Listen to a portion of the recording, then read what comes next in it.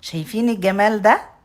ديت شاورما الفراخ، بجد شغل فاخر من الآخر، طعمها ملهوش حل. ويلا بينا قبل ما نبتدي الوصفة اللي أول مرة بيشوفني، أنا اسمي سامي، واشتركوا في القناة عشان يوصلكوا كل جديد، ولو عجبتكوا الشاورما لايك وشير. ويلا بينا على الوصفة. معانا 2 كيلو فراخ، صدور فراخ مغسولين ومتصفيين، وممكن تستخدمي وراك وتشيلي العظم والجلد منهم، ونبتدي نقطعهم وتقطعي بالطريقة اللي انت تحبيها.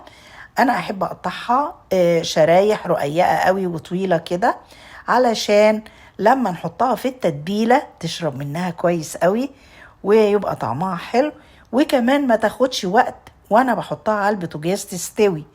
وتعالوا يلا نعملوا التتبيلة بكل اسرارها. معانا معلقتين توم باودر، معلقتين بصل باودر بالمعلقة المعيارية الكبيرة، معلقة فلفل اسود، معلقة ال7 بهارات، ملح، والملح كمية حسب الرغبة، معلقتين بابريكا، وهنقلب المواد الناشفة مع بعض. ومعانا 4 معالق ليمون، وكمان 4 معالق زيت، وكمان معانا 4 معالق مايونيز، و4 معالق مستردة اللي هي الخردل، بتخلي طعم الشاورما حلو جدا. التتبيلة دي بجد رائعة، جربوها وهتدعولي.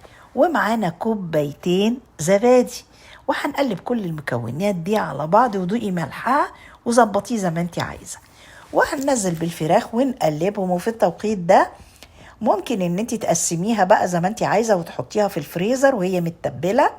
اما الجزء اللي هتعمليه ممكن تغطيه وتشيليه في التلاجة لتاني يوم، او اقل حاجة 4 ساعات عشان يشرب من التتبيلة. وبعد كده يلا بينا نجيب الخضار اللي هنعمله. فلفل الوان، او مفيش الوان يبقى لون واحد، ولو عايزة فلفل حامي ممكن تستخدمي برضو فلفل حامي حسب الرغبة. وهنقطع كل الخضار اللي عندنا شرايح رقيقة بالشكل ده. اما الطماطم فلازم نطلع منها المية نصفيها، ومعانا طاسة فيها معلقة زيت ونسيبها تسخن. وبعد ما تسخن ننزل عليها الشاورما بتاعتنا، بس ما تحطيش كمية كبيرة، كمية قليلة علشان ما تنزلش معانا مية كتير.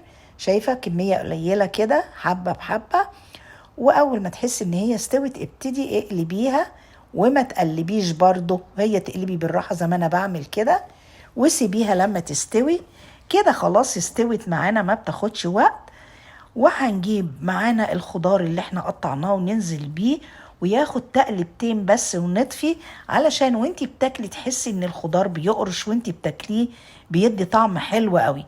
وهنجيب عيش التورتيه اللي احنا عملناه سوا، او اللي انتي تشتريه، او العيش الآلي ممكن تعملي بيه. ومعانا التومية عملناه برضو قبل كده. ونفرد التورتيه ونحط الشاورما بتاعتنا، واللي بيحب يحط جبنة موتزاريلا ده اختياري. انا بحب موتزاريلا، طعمها بيبقى حلو قوي.